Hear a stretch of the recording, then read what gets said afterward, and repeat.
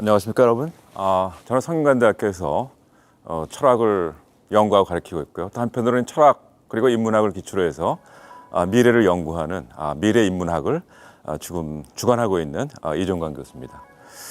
오늘은 우리가 너무나 익숙하게 들은, 최근에 1년 동안 너무나 익숙하게 들은 얘기죠. 그 코로나 이후의 세계가 어떻게 될까라는 것을 트렌드 위주가 아니라 과연 인간이 어떤 식으로 미래를 향해서 결단해야 될까를 중심으로 해서 말씀을 드리겠는데요. 특히 이것을 4차 산업혁명과 관련해서 여러분과 함께 생각을 해보고자 합니다.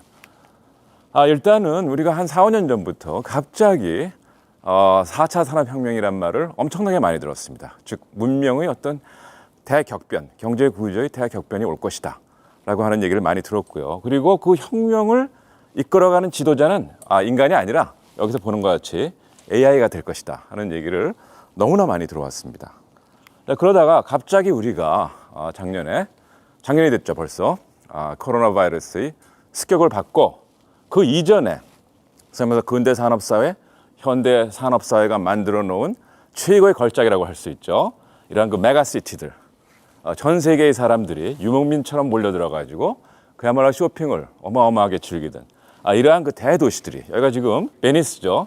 어마어마한 사람들이 몰려들어서 관광과 쇼핑을 즐기던 이러한 공간들이 졸지에 이 우측에서 보는 것 같이 황량한 공간으로 변해버렸습니다. 자, 우리는 어디로 갔을까요? 우리는 사실은 집으로 간 듯하지만 사실은 디지털 공간으로 전부 지금 도피해버린 상태입니다. 자, 그래서 여기서 보이는 것 같이 이 코로나 바이러스가 세계를 디지털 공간 또 4차 혁명으로 지금 엄청나게 이동시키고 있다라고 하는 얘기가 나오게 됐고요. 또 경제적인 부분에 있어서는 이것은 여러 가지 수치로 지금 확인이 되고 있습니다. 여기 보이는 것 같이 코로나 바이러스가 우리를 침공하고 단 2달 만에 어마어마한 디지털 기업들의 매출 증가, 또 주식이 엄청나게 오르는 이런 상황을 우리가 지금 목격을 하고 있고요. 그런데 이 내면은 뭐냐면 우리가 살고 있는 세계 전체가 4차 산업혁명으로 지금 추진이 되면서 전반적인 어떤 디지털 전환, 디지털 트랜스포메이션이라고 그러죠. 디지털 전환이 이루어지고 있는 그런 상황이라고 할 수가 있겠습니다. 그런데 문제는 이러한 그 4차 산업혁명의 급속한 추진과 또 디지털 전환이 인간은 과연 어떤 미래로 도달하게 할 것인가라는 것이 굉장히 초미의 관심사죠. 정말 우리가 디지털 전환과 4차 산업혁명을 통해 가지고 코로나의 또 다른 버전, 즉 디지털 코로나, 저 끔찍한 재앙이 우리에게 미래로 다가올지, 아니면 코로나의 원래 뜻이죠. 인류의 미래에 왕관을 씌워줄지 정말 심각하게 한번 생각을 해봐야 됩니다.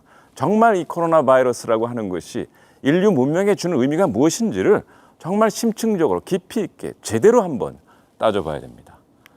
그럴 때 우리에게 도움을 주는 것이 철학이죠. 철학은 문제를 갖다가 깊이 있게 바라보면서 먼 미래를 구상하는 그런 학문이기 때문에 이런 경우에 우리는 철학의 도움을 받아서 과연 이 코로나 바이러스라고 하는 이러한 새로운 상황이 우리에게 주는 의미가 무엇이고 또 우리는 과연 미래를 어떻게 대비해야 될 것인가, 이 부분에 대해서 좀 깊이 있는 성찰을 해봐야 됩니다. 그리고 이때 우리가 도움을 청할 수 있는 2명의 철학자가 있습니다. 그 2사람은 누구냐 하면 에드먼트 후설이라는 사람이고 또 한 사람은 아도르노라고 하는 철학자입니다. 이 2사람은 1차 대전과 2차 대전을 온몸으로 겪고 철학을 단순히 논리적으로 얄팍하게 논증만 하는 학문이 아니라 역사의 현실의 고통에 동참하면서 그것을 극복하려고 하는 그런 철학적인 고뇌를 했던, 또 사색을 했던 그런 사람이라고 할 수가 있겠는데요.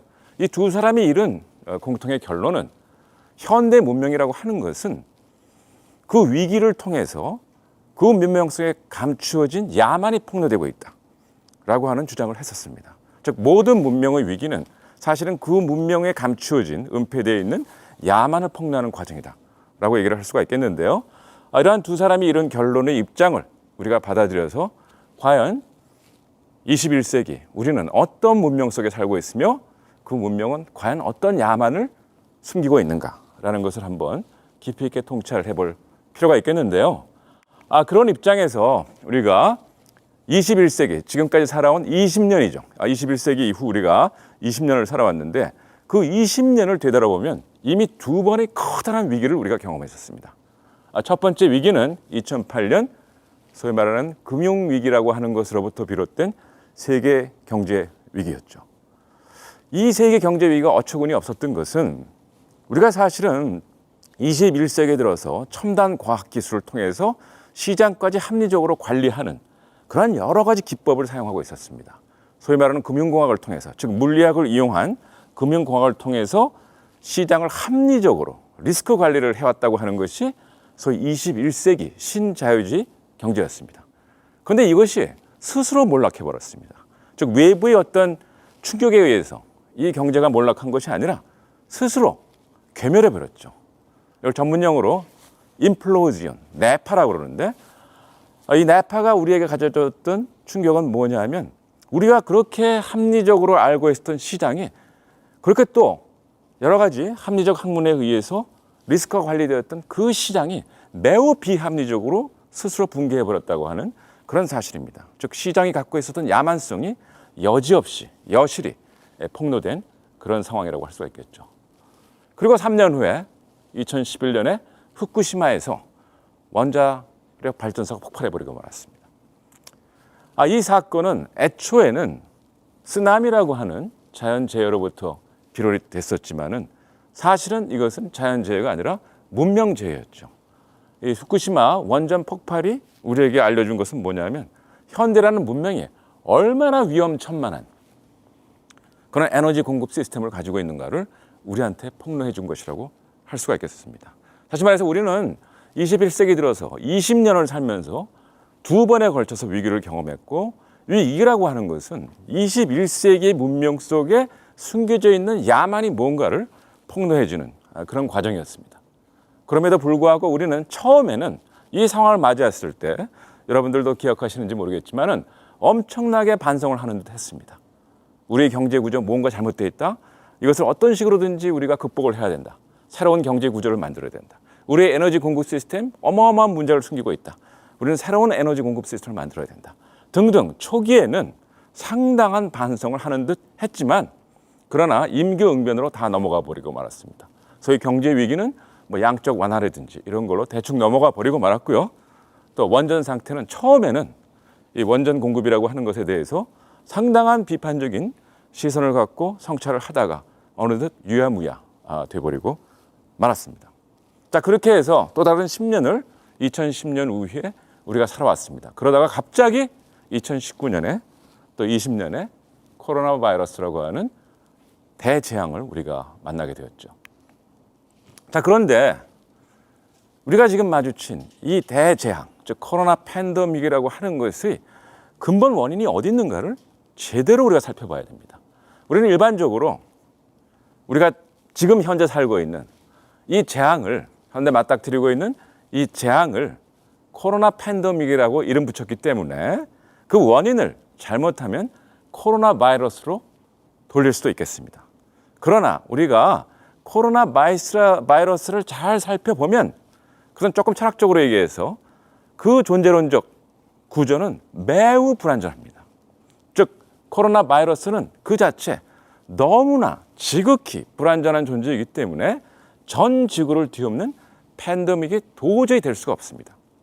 그러면 이 그야말로 지극히 불완전한 바이러스를 전 세계를 공격하는 일종의 생물 폭탄으로 폭발시킨 견인차는 과연 어디 있는가?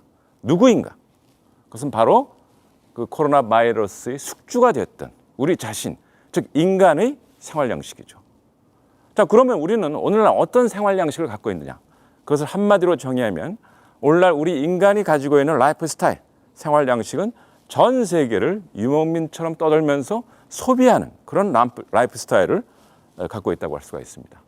그런데 문제는 이 소위 말해서 전 세계를 떠들면서 유목민처럼 소비를 하면서 생활하는 이 생활 양식이 과연 인간 본연의 생활 양식이냐 하면 그렇지 않죠. 이것은 현대 문명의 근간이라고 할 수 있는 경제 제도와 경제 구조가 제조해낸 생활 양식입니다. 그리고 우리의 이러한 생활 양식, 즉 다시 말해서 글로벌 노마딕 라이프 스타일을 제조해낸 현대 문명의 근간이 되는 이 경제 구조는 뭐라고 한마디로 정의할 수 있냐 하면 초이동 스마트 선형 소비 경제라고 할 수가 있겠죠. 자, 우리는 오늘날 이 경제를 기초로 해서 살면서 또 이 경제가 제조해내는 그런 문명 속에 살면서 오늘날을 사는 현대인들은 현대인으로서의 자격을 갖기 위해서 글로벌 노마딕 라이프 스타일로 교육받고 훈육되고 또 이 라이프 스타일을 받아들이도록 사실상 강요되고 있다고 할 수가 있겠습니다. 그리고 이러한 라이프 스타일을 사는 인간들은 코로나 바이러스라고 하는 지극히 불완전한 존재를 전 세계를 공격하는 생물폭탄으로 가공해서 결국은 기폭장치 역할을 하고 있다. 이렇게 얘기를 할 수가 있습니다. 자, 그럼 여기서 우리가 우리의 그 소위 코로나 바이러스를 전 세계를 공격하는 생물폭탄으로 가공한 그 근간이 되는 현대 경제의 기본적인 구조. 그래서 아까 우리가 선형 소비 경제라고 했는데 그 선형 소비 경제가 어떻게 작동하는가. 그것을 제대로 이해해야 되겠고요. 또 그것이 숨기고 있는 치명적인 야망이 무엇인가라는 것을 제대로 통찰을 해봐야 됩니다. 자, 우리는 선형 소비 경제, 리니어 이코노미라고 하죠. 리니어 이코노미는 존재하는 모든 것을 자원화합니다. 존재하는 것은 자원이 될 때만 존재할 가치가 있는 것으로 리니어 이코노미는 바라보고 있죠. 그래서 존재하는 모든 것을 자원화하고 그것을 제조하고 그것을 상품으로 만들어서 소비자로 하여금 소모하게 지금 만들고 있습니다. 그래서 결국은 그 끝은 뭐냐 하면 폐기물이죠. 그래서 사실은 선형 소비 경제라는 것은 현대 경제를 이루고 있는 기본적인 구조이고요. 이 선형 소비 경제는 사실상 폐기물 양상 경제라고 얘기를 할 수가 있습니다. 그리고 이 선형 소비 경제의 치명적인 야만을 우리가 불편하더라도 제대로 직시해야 되는데 그건 뭐냐면 첫째, 이 선형 소비 경제가 유지되기 위해서는 인간들의 소비 욕망이 맹목적으로 무한 증식되어야 됩니다. 그리고 우리의 소비 욕망이 맹목적으로 무한 증식되면 어떻게 되느냐? 물질 과잉 소비와 결국은 그것이 폐기물 무한 생산 체제로 작동하게 되겠죠. 그리고 그 결과는 어떻게 됩니까?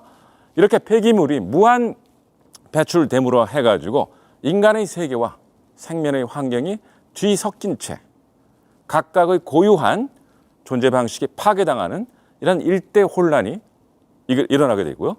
그렇게 함으로써 우리는 생태계가 파괴되고 그렇게 함으로써 심지어는 동물들이 어마어마한 전염병으로 살처분 되다가 오늘날에 이르러서는 인수공통 전염병이라는 것이 창궐하면서 인간마저 살처분 당하는 이러한 상황에 이르게 되었습니다. 자, 이와 같이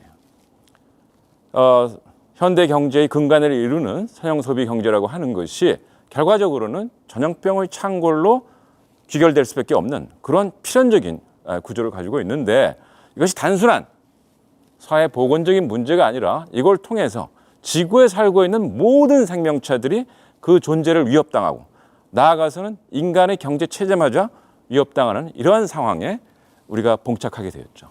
그래서 실질적으로 우리가 당하고 있는 현재의 상황은 단순한 팬데믹이 아니라 모든 것이 복합적으로 존재론적인 위기 상황에 처하는 존재론적 위기 상황, 즉 온토신데믹이라고 얘기를 할 수가 있습니다. 자, 그럼 문제는 우리가 마주하고 있는 이 총체적인 난국, 모든 생명체의 존재가 위기에 봉착하게 된 팬데믹이 아니라 이 온토신데믹을 디지털 전환의 4차 산업혁명으로 과연 극복을 할 수가 있느냐?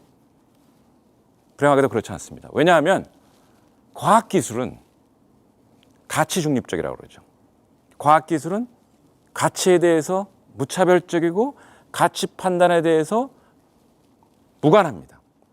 그렇기 때문에 이 과학기술은 가치를 판단할 능력이 사실은 없습니다. 그렇기 때문에 우리가 역사를 보면 불행하게도 과학기술은 악용된 경우도 상당히 많이 있습니다. 심지어는 나치에 의해서 죽음을 생산하는 공장을 만드는 가장 효율적인 수단으로 악용된 경우도 있었죠. 자, 그렇게 과학기술만으로는, 디지털 기술만으로는 온토신데믹을 우리가 도저히 극복할 수가 없습니다. 그리고 더더욱 오늘날 우리가 의존하고 있는, 즉 코로나 팬데믹이라는 하는 상황을 맞아서 인간이 도피해버린 디지털 공간은 디지털 네트워크 기술에 의해서 형성되는 공간이라고 할 수가 있겠는데, 이 디지털 네트워크 기술은 모든 것을 거듭 제곱으로 증폭시키는 기술이라고 할 수가 있겠습니다. 자, 그렇기 때문에 우리가 잘못하면, 즉 다시 말해서 21세기 문명에 숨겨져 있는 야만을 제대로 포착하고 그것을 극복할 수 있는 가치를 정립하고, 또 그래서 미래를 그 방향으로 전개시킬 수 있는 비전을 제대로 세우지 않는다면 우리가 현재 수행하고 있는 4차 산업혁명과 디지털 전환은 21세기 문명에 잠복하고 있는 야만을 그야말로 디지털 증폭 기술을 통해서 어마어마하게 폭증시킬 수 있는 그런 위험을 갖고 있다고 얘기를 할 수가 있습니다. 즉 다시 말해서 오늘날 우리가 수행하고 있는 4차 산업혁명과 디지털 전환은 잘못하면 디지털 코로나의 역습을 받는 미래를 우리에게 가져다 줄지도 모른다는 것이죠. 근데 이게 절대 과장이 아닙니다. 왜냐하면 코로나 팬데믹이라고 하는 초유의 재앙이 오기 전에 이미 4차 산업혁명과 디지털 전환을 통해서 사실은 재앙에 가까운 문제들이 발생하기 시작했습니다. 그것을 우리가 두 가지로 요약해 볼 수가 있는데, 첫 번째는 사회의 빈부격차가 천문학적인 수준으로 벌어지기 시작하면서 우리 사회가 초격차 사회라고 하는 미래로 치닫고 있다는 것이죠. 두 번째는 선형 경제가 4차 산업혁명과 디지털 테크놀로지를 통해서 스마트 선형 경제로 탈바꿈함으로써 소위 선형 경제가 갖고 있는 야만, 다시 말해서 폐기물 양산 체제라고 하는 것이 극도로 빠른 속도로, 또 AI에 의해서 초유의 효율성으로, 궁극의 효율성으로 급성장, 급팽창하는 이러한 상황을 우리가 이미 맞이했었습니다. 자, 다시 한번 강조하건대 그렇기 때문에 21세기에 그 문명 속에 숨겨져 있는 현대의 야만은 디지털 공간에서 AI와 같은 최첨단 기술을 통해서 궁극의 효율성으로 무한 증폭될 수 있다는 것을 우리가 결코 간과해서는 안 되겠다는 것입니다. 그래서 첫 번째, 우선 초격차 사회가 어떻게 도래했느냐. 아까 말씀드린 대로 이미 코로나 팬데믹이 나오기 전에 2019년에 이미 초격차 사회라는 것이 굉장한 위험 수준에 도달하고 있다는 것을 이 뉴욕 타임즈가 2019년에 이미 이렇게 보도를 했었습니다. 뭐 여러 가지 통계 수치를 이용하는 것보다는 이 보도가 우리에게 아주 확실하게, 그리고 피부에 와닿게 이 디지털 4차 산업혁명과 디지털 전환이라고 하는 것이 어떤 사회적 파열을 불러일으킬 수가 있는가라는 것을 다음과 같이 보도했는데요.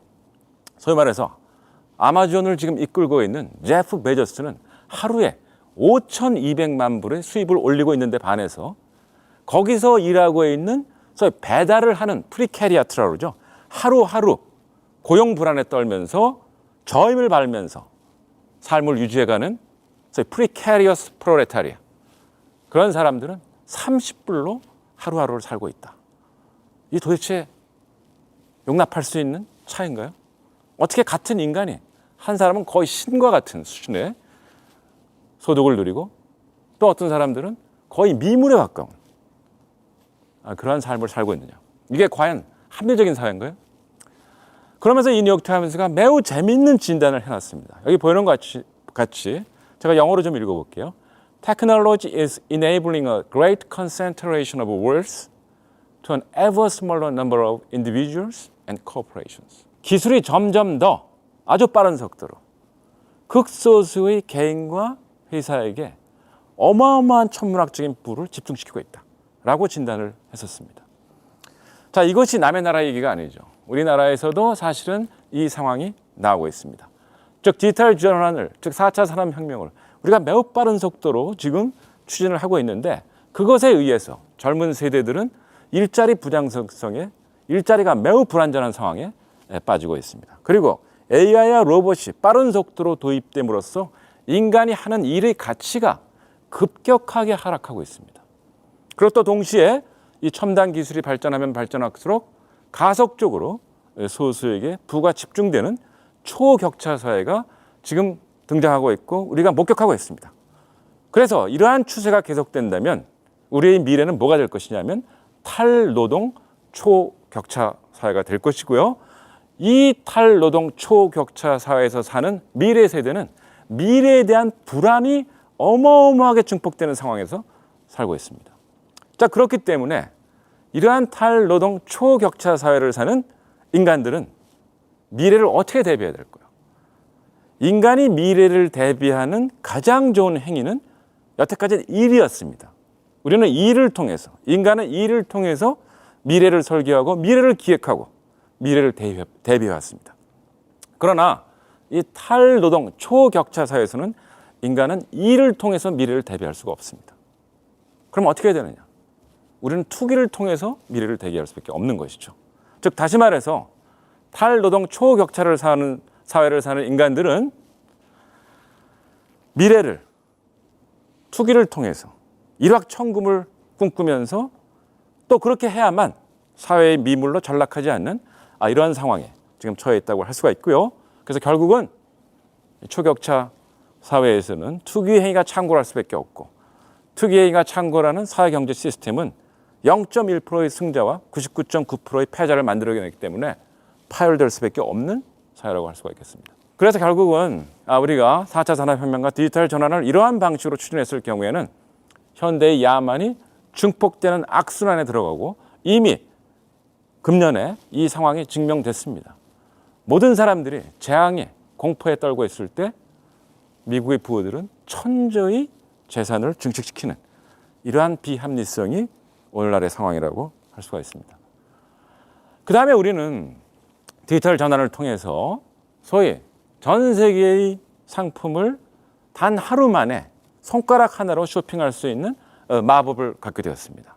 그를 통해서 이러한 어마어마한 폐기물이 배출이 되고 있고요. 또 2020년 코로나 상황을 맞이해서 이제 오프라인 쇼핑이 힘들어지기 때문에 우리가 전부 온라인으로 올라갔고요. 그렇게 되다 보니까 어떻게 됐습니까? 우리는 리니어 이코노미, 즉 선형 소비 경제를 소위 온라인이라서 AI와 디지털 테크놀로지의 도움을 통해서 어마어마하게 빠른 속도로 팽창시키고 있는 이러한 상황을 목격하고 있습니다. 자, 그래서 소위 오늘날의 디지털 전환과 4차 산업혁명은 사실상 스마트 선형 경제를 가속화시키는, 급팽창시키는 이러한 기술이라고 할 수 있는데 이 내면은 사실은 스마트 쓰레기 대량 양산 경제라고 얘기할 수 있죠. 이것이 보여주는 아이러니는 바로 이것입니다. 스마트 경제를 이끌어가고 있는 스마트 쓰레기들이 이와 같이 폭증하고 있고 이것이 우리가 살고 있는 오늘날의 세계입니다. 자, 그래서 우리가 소위 디지털 테크놀로지라든지 4차 산업혁명을 통해서 일시적으로 코로나 팬데믹을 피할 수 있었던 것 같이 보이지만 사실은 이 상황이 계속된다면 코로나는 백신을 통해서 막을 수는 있을지 모르지만 다른 전염병이 창궐하게 될 것이 거의 명확하다고 할 수가 있겠고요. 그렇기 때문에 앞으로의 미래는 팬데믹의 시대가 될 것이다 라는 예측이 전혀 과장이 아니라고 할 수가 있겠습니다. 자, 그럼 이걸 어떻게 할 것이냐? 이것은 우리의 결단을 통해서 사실은 대반전을 이룩할 수 있습니다. 또 무엇을 통해서?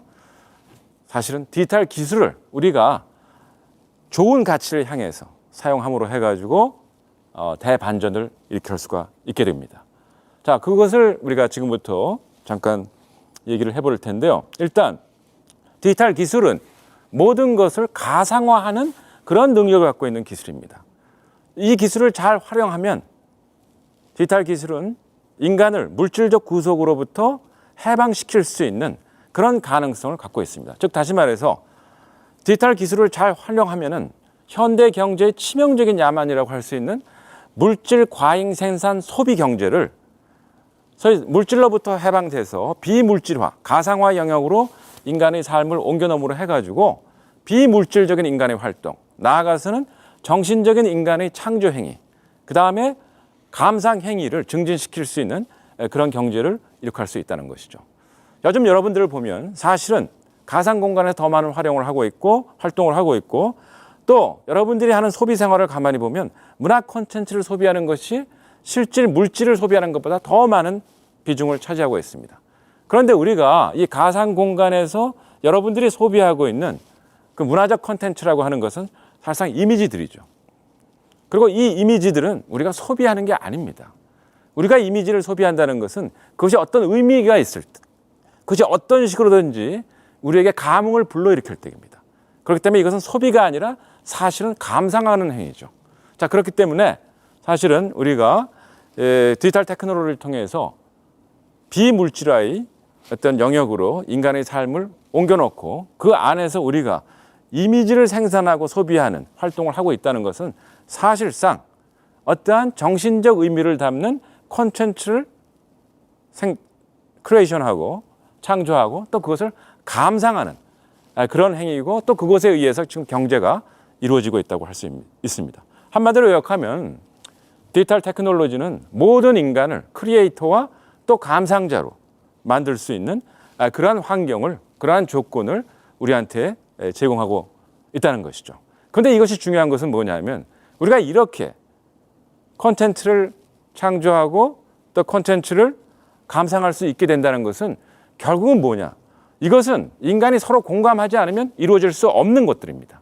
다시 말해서 우리가 디지털 공간에서 뭔가를 크리에이션하고 또 뭔가를 어프리시에이션 한다는 것은 우리가 가지고 있는 공감의 능력을 증진시킨다는 것이죠. 그리고 이 공감의 능력이 증진되면은 우리는 공동체에 대한 책임의식이 또 증진될 수 있습니다. 자, 그래서 우리가 만일 정신적으로 창조하고 또 감상하는 그러한 활동을 하면서 여기에 기초한 어떤 경제 생활을 할 수 있다고 한다면 이것은 우리의 공감 능력을 증진시키는 결과가 될 것이고 이 공감 능력은 사실은 공동체 경제를 향해 가는 좋은 가능성을 갖고 있다고 말씀드릴 수가 있겠습니다. 자, 그래서 우리가 디지털 기술을 잘 활용하면 물질 과잉 생산 소비 경제에서 정신적 창조와 감상 경제로 갈 수 있고 이것이 내재하고 있는 가능성은 공감과 공동체 경제라고 말씀드릴 수 있겠습니다. 두 번째로는 우리가 디지털 테크놀로지와 AI를 잘 활용하냐면 우리가 생품이 생산되는 과정, 소비, 그다음에 폐기되는 과정을 전부 추적할 수가 있습니다.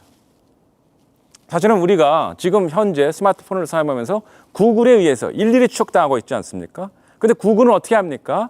우리의 행동을 추적함으로써 소위 타겟 마케팅이라는 걸 하죠. 소위 말해서 개개인에게 마케팅을 해서 그가 무엇을 소비할지를 무엇을 요구할지를 미리 예측을 해서 광고를 보냄으로써 개개인을 어떠한 소비로 유혹하고 있습니다. 그래서 오늘날 자본주의를 하버드 대학의 경영대 교수는 이렇게 얘기하죠. 서베일런스 캐피탈리즘이다. 즉 감시 자본주의다. 이렇게 얘기를 할 수 있습니다.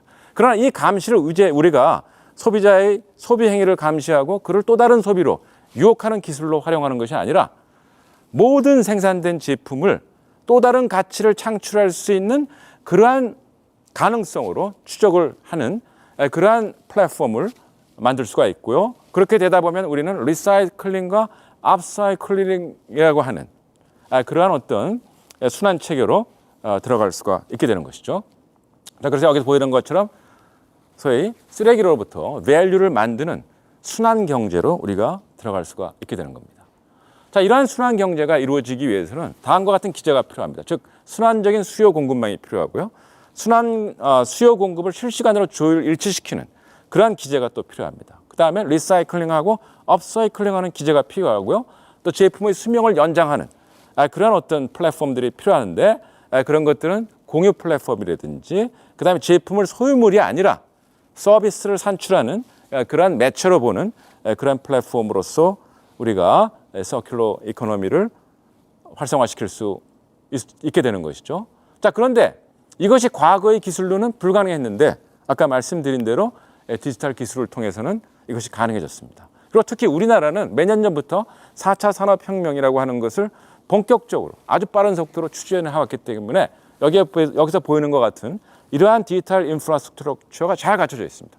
문제는 이러한 디지털 인프라스트럭처를 우리가 스마트 선형 경제를 급속히 발전시키는 데 활용하고 있다는 것이죠. 그런데 아까 말씀드린 것처럼 스마트 성장 경제는 사실상 폐기물을 어마어마한 효율성으로 또 어마어마한 속도로 또 어마어마한 양으로 생산해내는 그런 체제입니다. 그러다 보니까 어떻게 됩니까? 우리는 쓰레기 공해를 결국은 미래로 갖게 되는 그러한 불행한 전망을 우리가 할 수밖에 없습니다. 자, 그래서 우리는 지금까지 추진한 4차 산업혁명, 디지털 트랜스포메이션, 인더스트리 4.0 또 그것을 위해서 개발된 기술들을 선형 경제가 아니라 순환 경제를 활성화시키고 발전시키는 방향으로 빨리 역적용시켜야 된다라는 것을 여러분들에게 말씀드리고 싶고요. 그렇게 되다 보면 우리가 갖게 될 수 있는 미래는 스마트 서큘러 이코노미 내지는 디지털 서큘러 이코노미가 될 수가 있겠습니다. 자, 그런데 이것이 갖고 올 경제적인 효과도 대단하죠. 경제 예측 기관에 따르면 2040년 후에는 디지털 순환 경제 시장이 4,500조 정도의 시장으로 성장할 것으로 이렇게 예측되고 있기 때문에 경제적으로도 매우 중요한 내용이라고 할 수가 있겠습니다. 자, 그다음에 이런 걸 하기 위해서는 사실은 자본이 형성되는 목적과 방식이 바뀌어야 되죠. 지금까지의 자본은 시장의 이익을 극대화시키기 위해서, 즉 마켓 프로핏을 극대화시키는 방향으로만 자본이 형성되고 투자됐었습니다.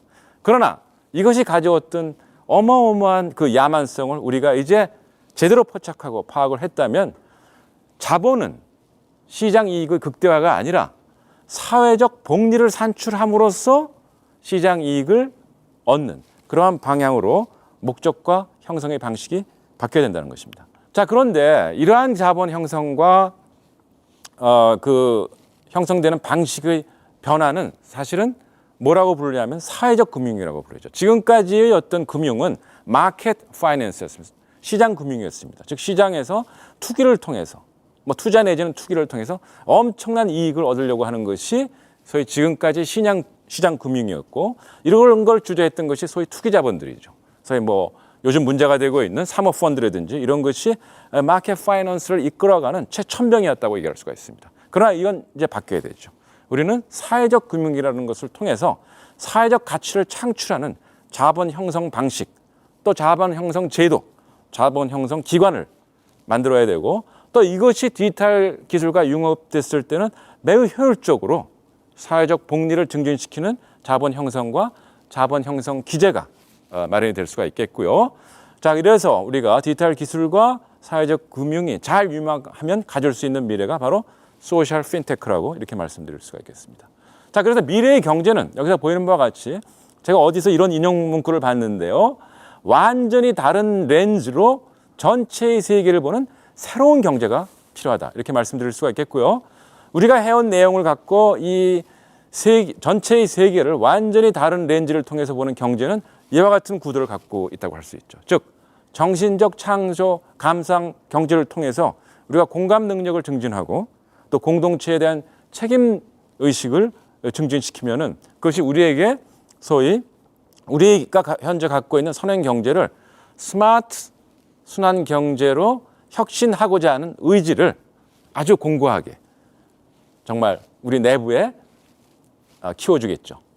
그러나 그 의지만 갖고는 되지 않기 때문에 우리는 자본을 필요로 하고, 그 자본은 바로 사회적 금융이라고 할 수 있고, 그 자본 사회적 금융을 좀 더 활성화시키는 것이 바로 소셜 핀테크라고 할 수가 있겠습니다. 그래서 이러한 것들이 서로 잘 이렇게 서로를 정말 증진시키는 방식으로 운영이 된다면 우리는 여기서 얘기한 것처럼 완전히 다른 렌즈로 전체의 세계를 보는 새로운 경제를 가질 수 있을 것이라고 생각합니다. 그럼 누가 이런 걸 할 것이냐? AI 보고 해달라고 그럴까요? 아니면 로봇한테 해달라고 그럴까요? 아니면 요즘 유행하는 포스트 휴먼한테? 아니면 맨날 하느님한테 빌면서? 아니죠. 인간이 해야 됩니다. 왜냐하면 인간만이 결단할 수 있는 자유를 갖고 있기 때문입니다. 바로 빅터 프랑클라는 사람이 이렇게 얘기를 했어요. 인간은 조건의 제약으로부터 자유롭지 못하다. 우리가 태어나는 국가를 마음대로 선택할 수 없습니다. 예를 들면, 그러나 우리가 태어난 그곳에 대해서 어떤 태도를 취할 것인가. 즉 다시 말해서 내가 태어난 이 조국이 너무 꼴보기 싫다고 해서 이민 갈 수도 있지만, 여기에 있는 사회적 비리라든지 모순을 개혁하면서 나는 살겠다고 하는 그러한 방식으로 자신의 삶을 선택할 수도 있어요. 아니면 모르겠다, 남들 하는 대로 따라 살자라는 방식으로 선택할 수도 있습니다. 자, 이와 같이 인간은 조건의 제약으로부터 자유롭지 못하지만 그러나 그 조건에 대해서 어떤 태도를 취할 것이라는 것을 결단하는 것은 인간의 자유라고 얘기를 할 수가 있겠죠. 그래서 결국은 우리가 새로운 경제로 나아가려고 하는 그 결단은 우리 자신이 해야 됩니다. 그리고 또 하나 우리가 기억해야 될 것은 인간의 역사는 진화하는 것이 아니라 진보하는 것이라는 거죠. 요즘 진화론이 하도 유행하다 보니까 인간의 역사까지도 진화론적으로 해석하는 그러한 일단의 학문들이 있는데 분명히 알아야 될 것은 진화는 환경에 의해서 결정되는 생물학적 생존 과정입니다. 진보는 인간의 역사입니다. 보다 나은 가치를 향해서 결단하는 인간의 실존적 삶입니다. 그래서 우리가 기억할 것은 바이러스는 진화하지만 인간은 진보한다는 사실입니다. 그런데 이것이 단순한 막연한 미래에 대한 망상일까요? 아닙니다. 이미 이러한 미래를 향해서 삶을 던진 사람들이 있습니다. 우리나라의 예를 들면 당근마켓이라고 할 수 있죠. 당근마켓은 두 가지 점에서 매우 중요한 사회적 가치를 창조해낸 그러한 기업이라고 할 수가 있겠는데요. 또 디지털 테크놀로지를 역방향으로 적용시켜서 이 두 가지 사회적 가치를 만들어냈습니다.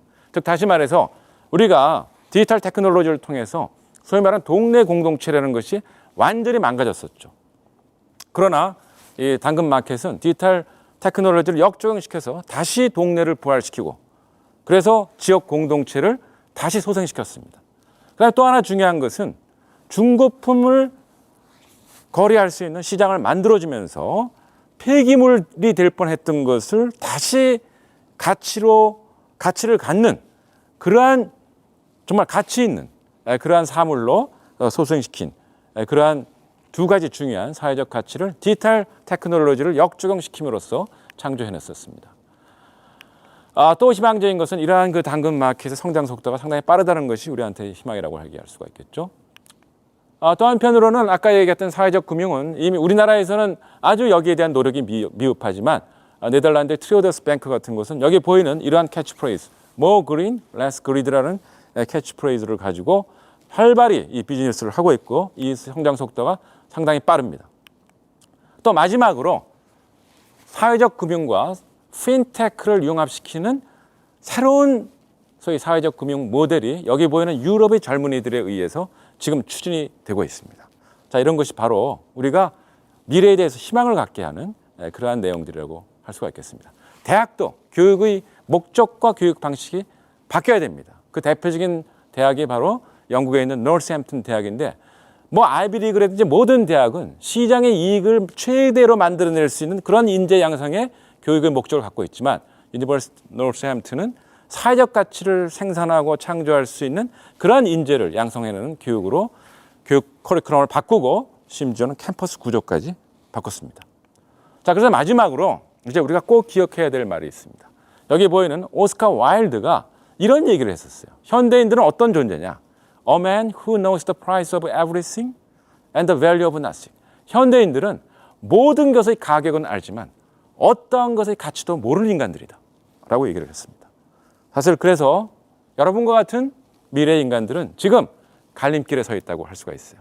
모던맨, 즉 가격만 하는 현대인으로 머물 것인지 그러면서 디지털 전환을 쫓아가면서 진화할 것인지 아니면 가치를 아는, 가치를 추구하는 새로운 가치를 실현시키려고 하는 그러한 진보적인 인간으로 그러한 미래 인간으로 다시 태어날 것인지 즉 다시 말해서 디지털 전환을 보다 나은 가치를 향해 진보시킬 것인지 그것이 바로 여러분들에게 주어진 역사적 결단의 소명이라고 말씀드릴 수가 있을 것 같아요. 그래서 마지막으로 이 말을 남기고 제 강의를 마칠까 합니다. 현재는 미래를 혁신할 수 없습니다. 미래라는 것은 아직 오지 않은 시간이기 때문에 현재가 미래를 혁신할 수 없죠. 그러나 미래를 바라보는 현재의 눈이 혁신될 때 혁신되는 미래는 다가온다는 말을 남기면서 제 강의를 마치겠습니다. 경청해 주셔서 감사합니다.